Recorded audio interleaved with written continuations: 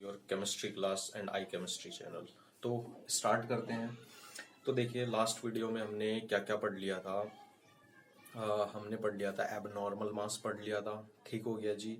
और want of factor पढ़ लिया था। अब हम एक्सपेरिमेंटली देखते हैं कि क्या वाक्य में जो डेल्टा टी एफ आता है, डेल्टा टी बी आता है, वो रिड्यूस टू हाफ हो जाते हैं और एसोसिएशन और डिसोसिएशन होता है या नहीं। ठीक हो गया, चलिए शुरू करते हैं। ठीक है, ये न्यूमेरिकल लिखा है। देखिए स्टूडेंट्स, मैंने क्वेश्चन 1 है 2 gram of benzoic acid C6H5COOH dissolve in 25 gram of benzene में डिजॉल्व किया गया है, shows A depression in freezing point. Depression show करता है फ्रीजिंग पॉइंट में इक्वल टू 1.62 केल्विन में। ठीक हो गया। KF दिया है, molar depression freezing constant for benzene 4.9 kelvin kilogram mole inverse. ठीक हो गया। तो what's the percentage association of acid if it forms dimer in solution. तो देखिए, एसोसिएशन निकालने के लिए जब तक मुझे वांट ऑफ फैक्टर नहीं पता होगा तब तक मैं एसोसिएशन नहीं निकाल सकता। तो देखिए, वांट ऑफ फैक्टर निकालने के लिए मुझे क्या चाहिए, normal molar mass upon abnormal molar mass. तो क्या निकालना पड़ेगा, पहले नॉर्मल मोलर मास निकाल लूंगा। ठीक हो गया। तो देखिए, इसमें क्या इक्वेशन लगेगी, आपकी लगेगी delta T F equals to क्या हो जाएगा, small M into K F. ठीक हो गया।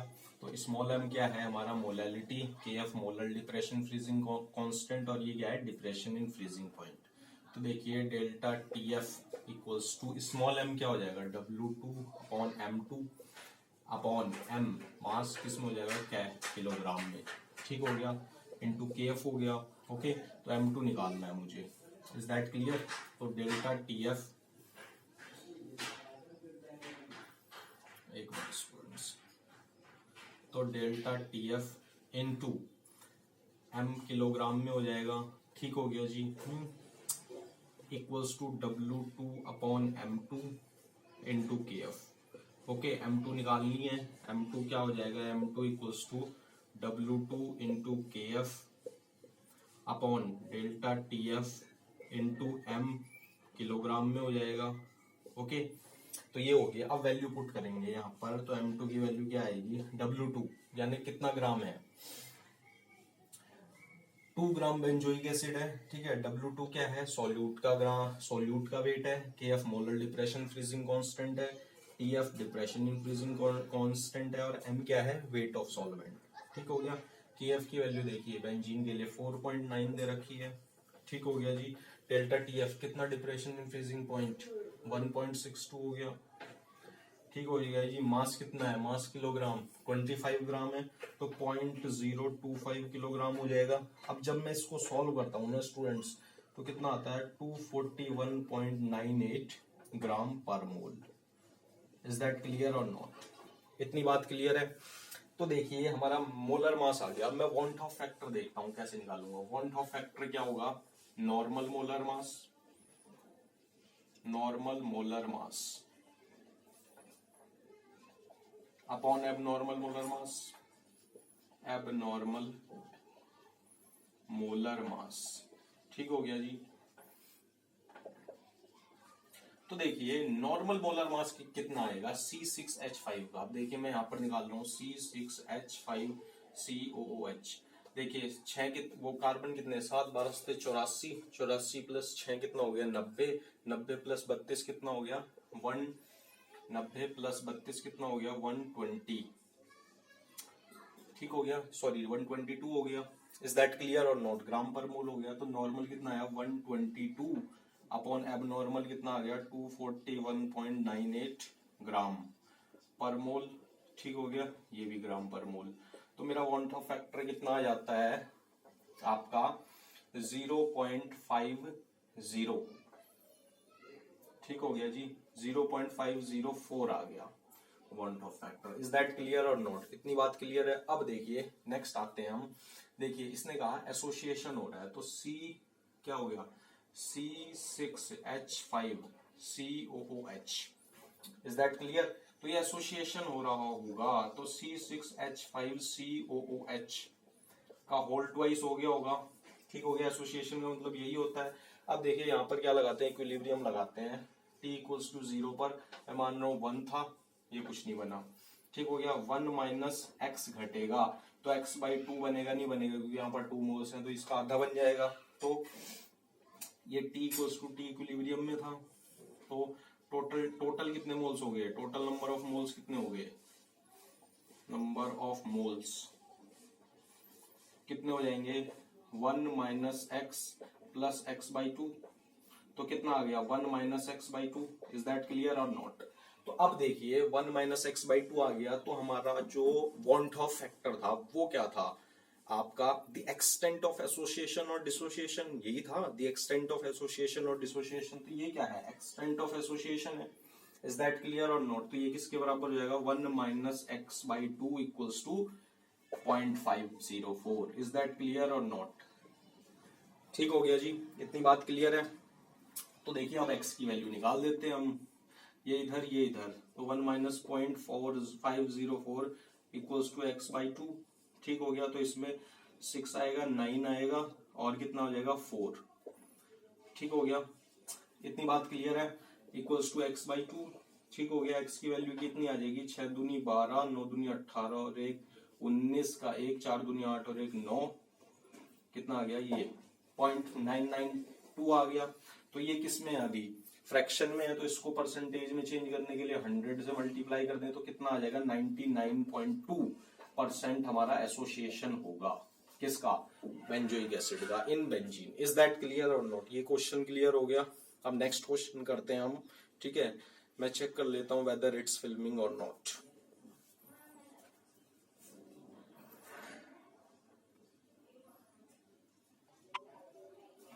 हाँ तो स्टूडेंट्स देखिए अब मैं अगला क्वेश्चन लेके आया हूँ आपके लिए। नेक्स्ट क्वेश्चन है हमारा 0.6 ml of acetic acid CH3COOH having density, इसकी डेंसिटी दी है 1.06 ग्राम पर मोल, ग्राम पर ml, ठीक हो गया।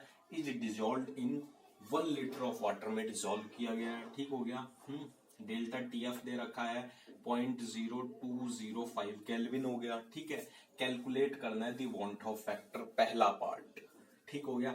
And the dissociation constant of acid. Is that clear और नॉट? KF दे रखा है वाटर का KF दे रखा 1.86 इंटू केल्विन किलोग्राम पर मोल, ठीक है। तो देखिए अगर मैं इसको उस तरीके से सॉल्व करता कि मोलर मास निकाल के, उससे कॉम्प्लिकेटेड हो जाता, क्योंकि मुझे यहाँ पर 0.5 वॉल्यूम एसिटिक एसिड का है और डेंसिटी, ठीक हो गया। पहला काम करता हूँ नंबर ऑफ मोल्स निकाल लेता हूँ, ठीक है। फिर उससे क्या निकाल लूंगा, मोलैलिटी निकाल लूंगा। फिर फॉर्मूला लगाऊंगा वॉन्ट ऑफ फैक्टर का कि observed for freezing point upon calculated freezing point, ठीक हो गया। क्योंकि मुझे फ्रीजिंग पॉइंट दे रखा है, मुझे depression in freezing point delta TF। Is that clear और नॉट? ठीक हो गया। तो देखिए आपका number of moles of acetic acid निकालते हैं। Acetic acid mass upon molar mass होगा, मोलर मास देखते हैं। देखिए कार्बन 12 दूनी 24 हो गया, 24 प्लस 4 कितना हो गया आपका 28 हो गया, 28 प्लस 32 कितना हो गया 60 हो गया, ओके। तो मास अपॉन मोलर मास होता है, मास तो नहीं दिया है तो मास के लिए वॉल्यूम इनटू डेंसिटी करेंगे। वॉल्यूम कितना है 0.6 ml, ठीक हो गया। डेंसिटी कितनी है 1.06 ग्राम पर ml। इससे ये कैंसल, ये ग्राम पर मोल हो गया, ठीक हो गया। ग्राम से ग्राम कैंसल, तो इसको मैं सॉल्व करता हूं तो कितना आएगा 0.0106 मोल आ गए। इज दैट क्लियर और नॉट? इतनी बात क्लियर है, ठीक हो गया। तो अब देखिए नंबर ऑफ मोल्स पता लग गए मुझे। अब मैं क्या करता हूँ मोलैलिटी निकाल लेता हूँ। क्या निकाल लेता हूँ मोलैलिटी। मोलैलिटी क्या होता है, number of moles of solute, ठीक हो गया। ध्यान से समझते जाना है, upon mass of solvent. Mass of solvent किस में होता है स्टूडेंट्स, ये केजी में होता है, ओके।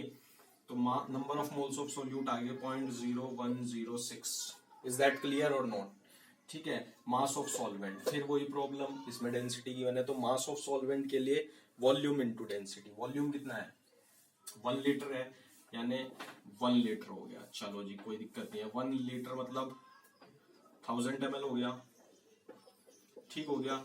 Volume into density. अब हमें पता है वाटर की डेंसिटी होती है 1 ग्राम पर सेंटीमीटर क्यूब, ठीक हो गया। तो 1 ग्राम पर ml कह दो, कोई दिक्कत नहीं है, ठीक हो गया। 1 सेंटीमीटर क्यूब 1 ml के बराबर होता है, इससे ये कैंसिल हो गया। अब देखिए 0.0106, अब 1000 चीज है हमारे पास, ठीक हो गया, ये ग्राम है। बट जो मास ऑफ सॉल्वेंट होता है वो किस में होता है, केजी में होता है। तो किलोग्राम को केजी में चेंज करेंगे तो कितना आ जाएगा, 10⁻³ kg हो जाएगा, इससे ये कैंसिल हो जाएगा, ठीक हो गया। तो ये कितना हो जाएगा 0.0106 मोल किलोग्राम इनवर्स हो जाएगा। इज दैट क्लियर और नॉट, ठीक हो गया। 0.0106 मोल पर किलोग्राम। चलो ठीक हो गया, मोलैलिटी पता लग गई और नंबर ऑफ मोल्स पता लग गया। तो अब लगाओ depression in freezing point, delta TF क्या होता है हमारा, molality into KF. Is that clear, molality कितनी है 0.0106 इंटू केएफ कितना है, देखिए ये दिया है 1.86, ठीक हो गया जी। तो डेल्टा टीएफ कितना आ जाएगा आपका 1.041।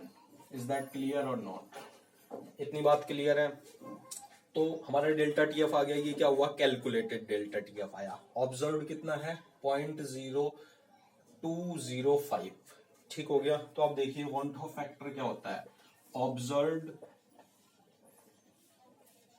Colligative property upon calculated colligative property. Is that clear और नॉट। ऑब्जर्व्ड कितनी आई, कॉलिगेटिव प्रॉपर्टी है भाई, डिप्रेशन इन फ्रीजिंग पॉइंट हो रहा है, कितनी 0.0205 अपॉन 1.041, तो कितना आ जाएगा 0.041।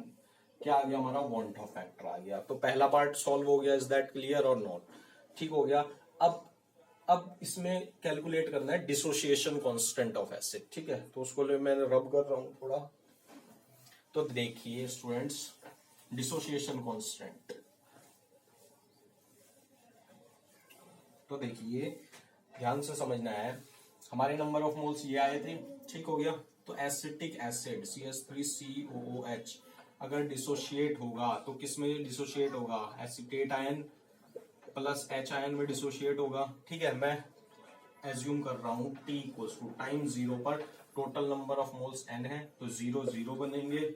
T equals to T equilibrium में कितना हो जाएगा N माइनस NX, तो कितने हो जाएंगे NX हो जाएंगे, क्योंकि नंबर ऑफ मोल्स हमें गिवन है। इज दैट क्लियर और नॉट, ठीक है। तो टोटल नंबर ऑफ मोल्स करते हैं N minus NX plus NX plus NX, ठीक हो गया। इससे ये कैंसिल, तो कितना हो जाएगा N plus 1 plus X। Is that clear, ठीक हो गया। Total number of moles. अब देखिए ध्यान से समझना है, अब फिर वांट ऑफ फैक्टर आएगा प्ले में। तो वांट ऑफ फैक्टर क्या होता है, total number of moles of particles after association और dissociation upon total number of moles of particle before association और डिसोसिएशन। तो ये total number of moles of particles after dissociation है, तो N इंटू 1 प्लस X। अब क्या हो गया, total number of moles of particles before association क्या थे, N थे, ठीक हो गया, ये थे, इससे ये कैंसिल हो गया। तो देखिए आपका I की वैल्यू कितना है, रखोगे 0.041 इक्वल्स टू 1 प्लस X हो गया। X की वैल्यू कितनी आएगी, एक में से घटाएंगे 0.401 हो गया, कितना आ जाएगा ये आपका 9 5 फिर 9। इज दैट क्लियर और नॉट। तो X की वैल्यू आ गई। अब क्या करना है, अब देखिए डिसोसिएशन कांस्टेंट क्या होता है Ka, ठीक हो गया, ध्यान से समझते जाना है। मैं यहां कर देता हूं, ठीक हो गया। डिसोसिएशन कांस्टेंट Ka क्या होता है, इसका स्क्वायर इसका मल्टीप्लीकेशन इसका मल्टीप्लीकेशन, प्रोडक्ट अपॉन रिएक्टेंट होता है, इसका मल्टीप्लीकेशन डिवाइड बाय इसका मल्टीप्लीकेशन, ठीक हो गया। तो NX into NX upon N, तो ये क्या हो गया NX का होल स्क्वायर अपॉन N, ठीक हो गया। तो एक N से एक N कट गया, तो कितना आ गया स्टूडेंट्स NX स्क्वायर। K की वैल्यू, N की वैल्यू नंबर ऑफ मोल्स रखेंगे, X की वैल्यू रखेंगे, तो स्टूडेंट्स इसका आंसर क्या आ जाएगा, जब मैं इसको आगे सॉल्व करता हूँ 1.686 इंटू 10⁻⁻⁵, ठीक हो गया डिसोसिएशन कांस्टेंट। तो मैंने 2 टाइप के न्यूमेरिकल करवाए आपको, जिसमें वॉन टॉप फैक्टर निकालना था, मॉलिक्यूलर मास निकालना था, एबनॉर्मल और नॉर्मल मॉलिक्यूलर मास। ठीक हो गया। इसी के साथ ये वीडियो खत्म हो जाती है। वीडियो अच्छी लगे तो लाइक करो और चैनल को सब्सक्राइब कर लो। Thank you.